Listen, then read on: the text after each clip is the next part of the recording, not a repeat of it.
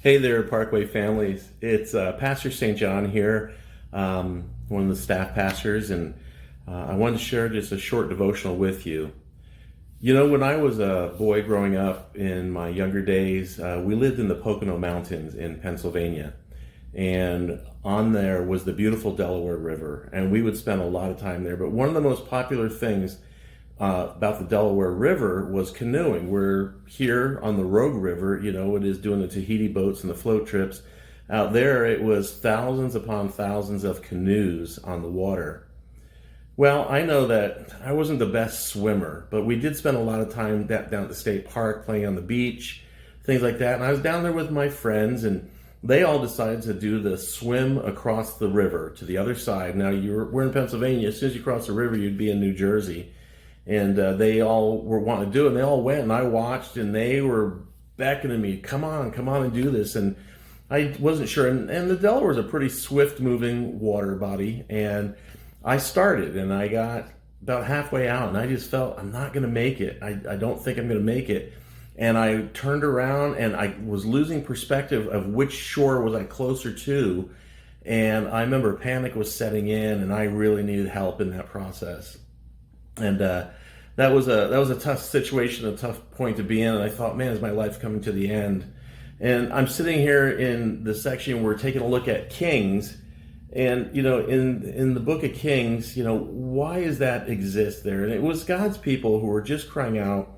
They didn't want the judges over them anymore. They wanted earthly kings, something that was more immediate to them, someone that was immediately present to them that, you know, they could be under rulership for. Now, God, it wasn't his plan for them to have another king rule over them, for God was their king. And yet they cried out. And so God said, this is what you're asking for. This is what I will give you for a season. And you take a look at it and you see that, you know, and it ends up the establishment of the northern kingdom, the southern kingdom.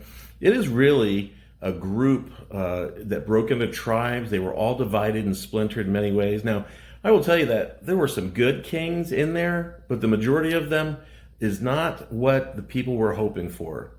And isn't that like life sometimes?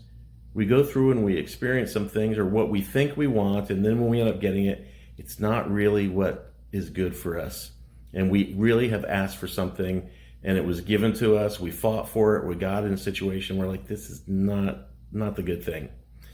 And I'm watching those folks there too, and I saw kings that they started out good, but they just got lost along the way in their opportunity to serve on there. But some that were so faithful. But I did see the one core thing. Those that were the good kings, they stayed very true to form of who God was in their lives and who they would worship, and not allow idol worship to come in. You know, the worship idolatry of Baal was very popular at that time.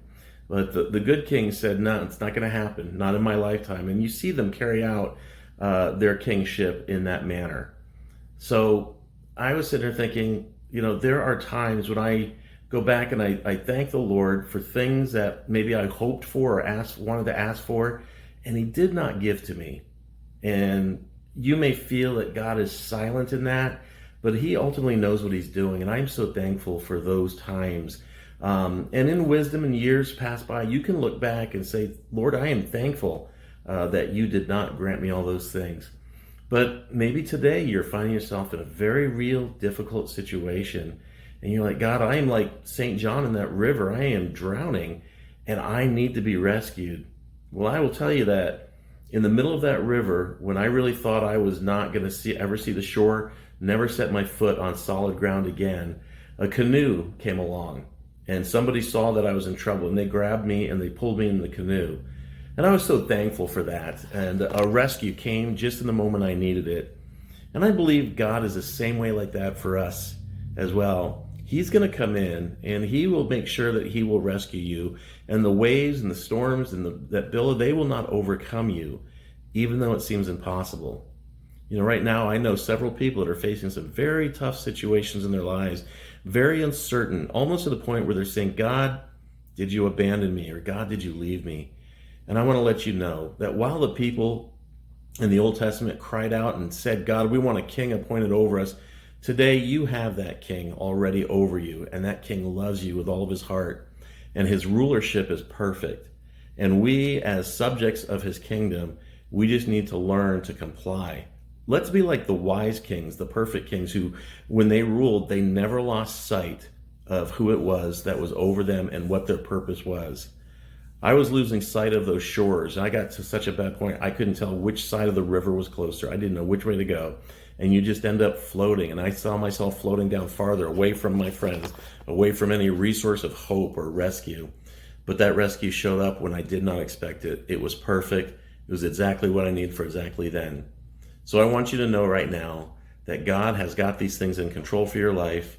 And if you will just continue to trust, continue to follow, and believe as well that God is coming through for you. He has your solution. He has your answer. He has the resolution for you.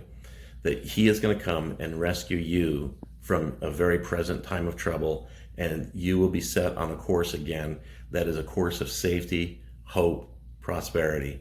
Anyway, I just wanted to share these thoughts with you as I was going through and reading particularly in 2 Kings on there, and I hope that this blesses you. I want you to have a great day. We appreciate y'all, and we love you so much from your church family, and so be blessed. Have a good one. Bye-bye.